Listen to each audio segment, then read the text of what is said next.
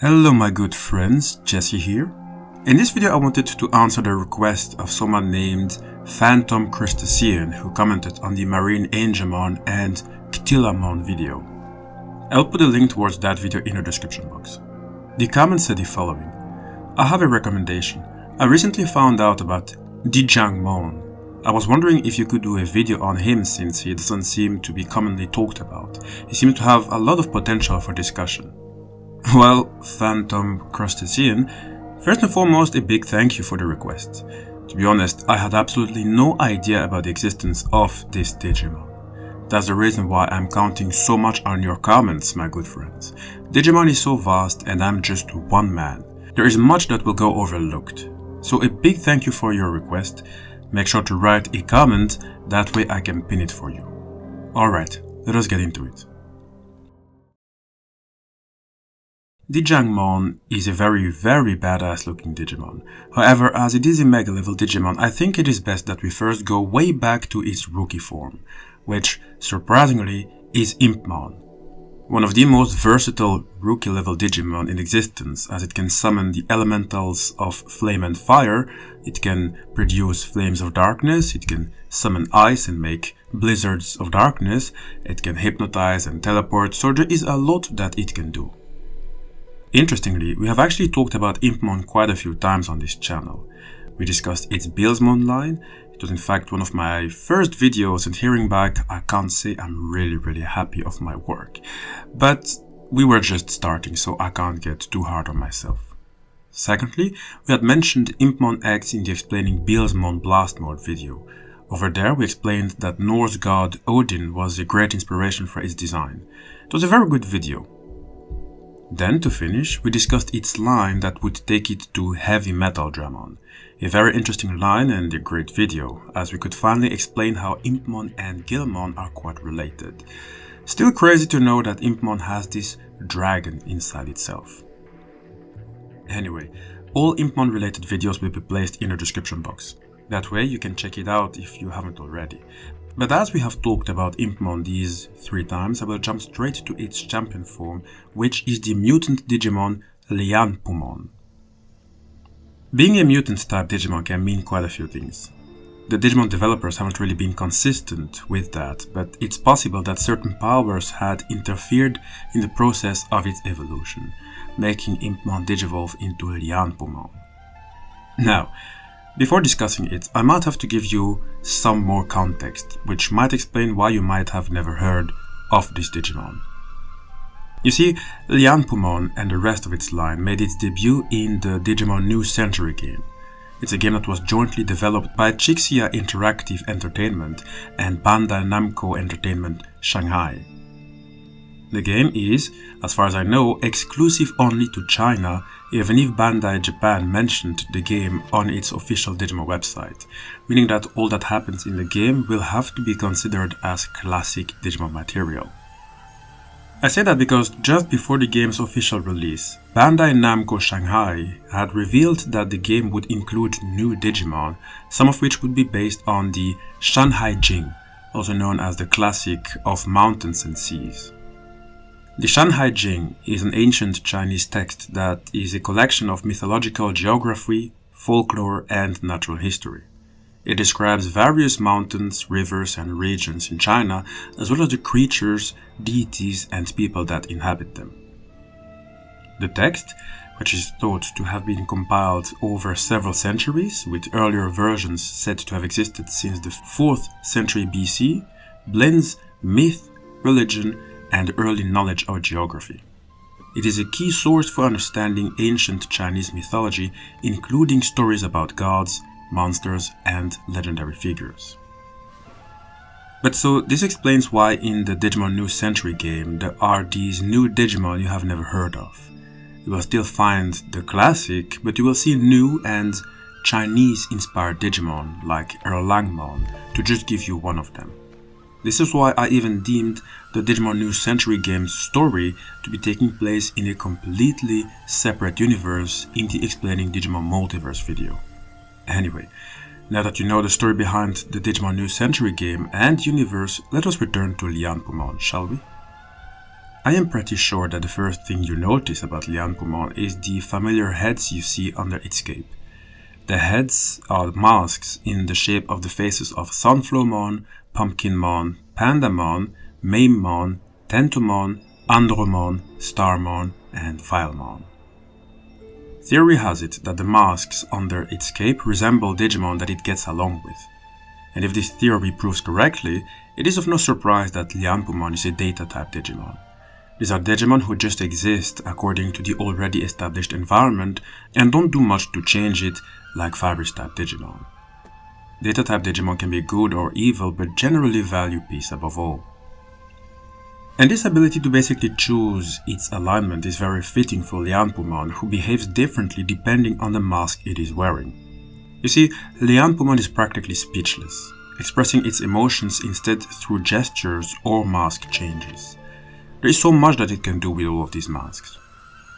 For example, among the masks it has, 3 of them are probably more used for social interactions, as it loves to liven up the mood. However, the masks can also be used in combat for support effects. First, there is the expressionless mask, also known as the cast iron face. This mask rapidly boosts its defense and hardens its body like ore. Secondly, there is the mask of affection, also called the devotion visage. It's a mask used when allies are hurt. When Lianpumon puts the mask on, it can distribute its data into injuries it touches, healing them quickly. Then there is the mask of anger, also known as the non-upal mask. When it has this mask on, it can use the mask it has on hand like shuriken. So with the switching of masks, it shows technical tactics in battle, demonstrating a variety of abilities by swapping them.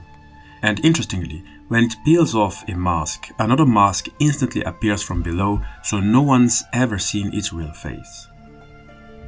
That's why it is aptly named. The name Lianpu comes from the painted masks in traditional Chinese opera. These are masks which represent a character's personality. It can tell that a person is loyal or villainous or strong, etc. The intricate designs help the audience to quickly understand a character's role in the story, and they are crucial for expressing emotions and traits in this stylized form of performance. Now, when Lianpumon digivolves into its ultimate form, it will become the demon Digimon Xingtianmon.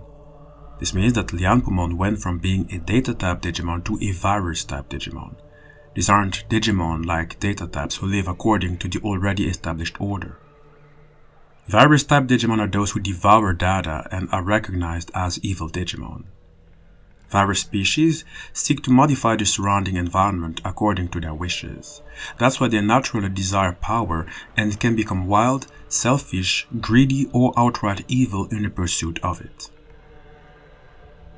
Clearly, when you look at Xingtianmon, you'd think that it has a rather curious and unique appearance. It has a big head that is connected directly to its arms and legs. We can safely say that it is itself also quite sensible about its appearance, as if someone makes fun of it, then it will become enraged. In fact, it will become so enraged that it will let out a war cry while wildly brandishing the axe in its right hand. The thing is that you cannot really judge a book by its cover. There is big history behind this appearance. You see, Xingtianmon is a digital reincarnation of the Chinese deity Xingtian. It's a figure in Chinese mythology often depicted as a warrior deity known for his bravery and defiance. According to legend, Xingtian was a general who fought in the battle between the Yellow Emperor and the fierce tribal leader Shiyu. And after Shiyu's defeat, Xingtian was beheaded by the Yellow Emperor. However, Xingtian didn't die. Instead, his headless body continued to fight. And in some versions of the myth, his face was placed on his chest, and he is often shown holding weapons symbolizing his unyielding nature and determination. That's why Xingtianmon has this appearance. It's because of the history of the Chinese deity Xingtian. And speaking of Chinese mythology, there is something that I have to say that is related to Xingtian. You see, it is said that it was beheaded by the Yellow Emperor, right? We are actually talking about yet another legendary figure in Chinese mythology, and in fact, one of the most important cultural heroes in Chinese history, as he is often regarded as a founding ancestor of the Chinese people and a key figure in the development of Chinese civilization. The Yellow Emperor, Huangdi, is credited with many achievements such as inventing important tools, establishing the Chinese calendar, and promoting various aspects of governance, medicine, and military strategy. I am talking about him because he also has a digital reincarnation. In fact, he has 2 digital reincarnations. You see, still in Chinese religion and mythology, the Yellow Emperor has a zoomorphic incarnation which takes the form of a yellow dragon. It is actually said that the Yellow Emperor was said to have turned into the form of the yellow dragon at the end of his life to ascend to heaven.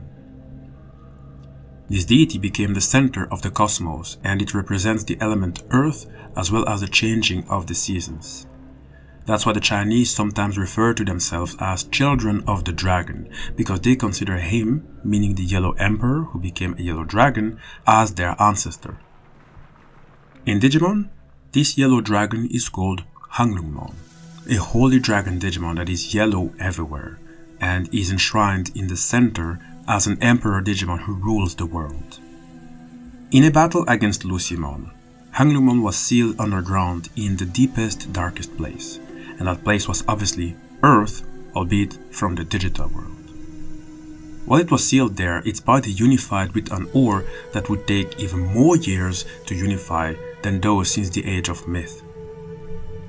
The only Digimon to have successfully unified with that ore was Huanglongmon, hence why we say Huanglong ore. It's in reference to that incredible scarce virtual ore with a hardness that is impossible to measure, that can only be found underground.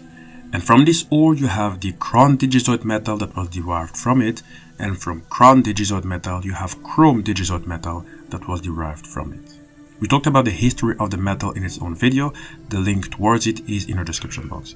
But so I'm telling you this because Huanglongmon's story really is an adaptation and continuation of that of the Yellow Dragon, and the fact that Huanglongmon got sealed inside the earth and has an entire ore named after itself, an ore that ultimately is going to be used by basically the entirety of the digital world, maybe for armor or equipment carried by Metal Xingtianmon, many of the Royal Knights and more, is just proof of how powerful the Yellow Dragon, and thus the Yellow Emperor, actually is.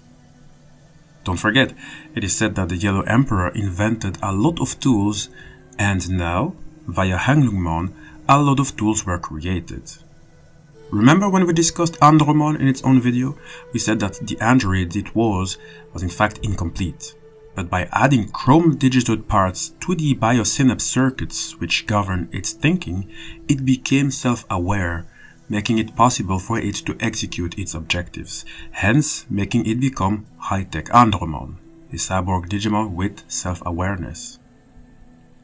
All of that because of chrome digizoid, which ultimately came from Huanglong ore, an ore that was popularized because of Huanglongmon.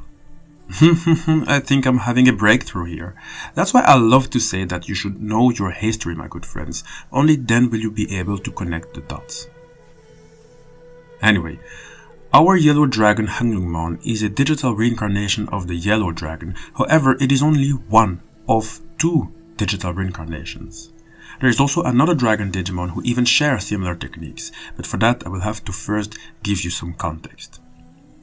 You see, while there are more than enough crossovers with deities we find in Chinese myth and Japanese myth, still the Yellow Dragon actually does not appear in Japanese mythology. However, some consider the Oryu dragon as the Japanese counterpart of the Yellow Dragon since they share some similarities. The digital reincarnation of the Japanese Oryu dragon is the dragon Digimon Uryumon, who we have explained in the Explaining Ryudamon DigiVolution line video. Make sure to check it out if you haven't already. The link towards it is in our description box. Interestingly, Uryumon has a technique called Golden Armor or Yellow Armor. It's a move in which it rampages like the earth flow of a mighty river, cutting everything apart while charging the opponent. There is a theory that this technique has its roots in Huanglongmon's yellow circle attack, otherwise known as the yellow rotation. It's a move where it generates a gigantic typhoon of an earth flow on the scale of a natural disaster. The truth is that the roots of the attack of both Uryumon and Huanglongmon come from the Yellow Emperor, hence why their attacks even are called Yellow Circle and Yellow Armor. It's in reference to their common ancestor. But this would mean that both Huanglongmon and Uryumon in another life were in fact enemies of Xingtianmon. It's their mythological incarnation, meaning the Yellow Emperor, that beheaded Xingtianmon's mythological incarnation named Xingtian, who kept on fighting despite being beheaded.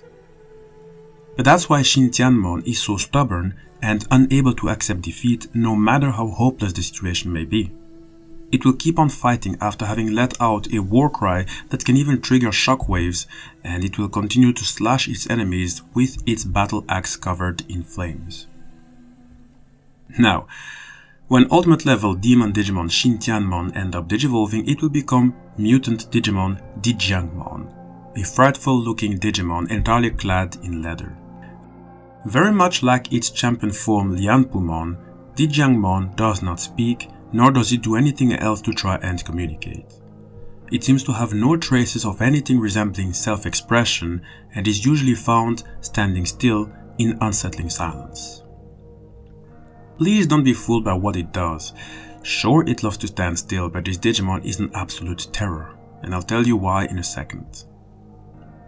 Dijiangmon is a digital reincarnation of DiJiang, a mountain patron god in Chinese mythology.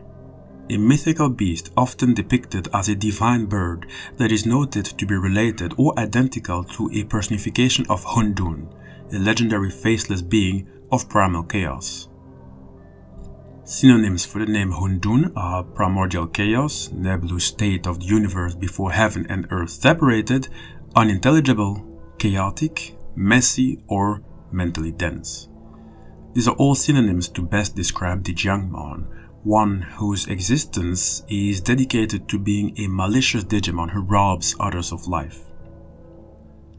It loves to slip into large groups of Digimon, inciting their instincts to fight via a type of telepathy, causing the Digimon to fight amongst themselves and bringing about chaos. And it would love to join the chaos itself, as it has enough tools to just end the lives of many.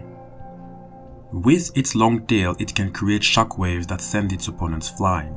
It can bind its enemy with its extendable and retractable arms and then throws it down from heavens to meet a painful fate. It can open the zipper on its body and pulls its target inside, never to be seen again.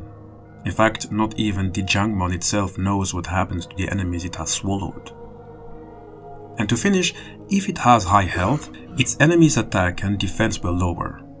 If it has low health, its own attack and defense will increase, so it's almost as if one will always be at a disadvantage when confronting Dijiangmon. I absolutely love Dijiangmon.